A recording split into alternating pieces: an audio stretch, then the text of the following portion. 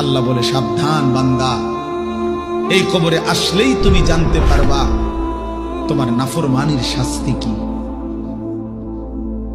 সুম্মা কাল্লা সাউফা তা'লামুন, আবারও জানতে পারবা হাসরের ময়দানে জাহান্নামের শাস্তি দিয়া তোমার নাফরমানির পরিণতি কি।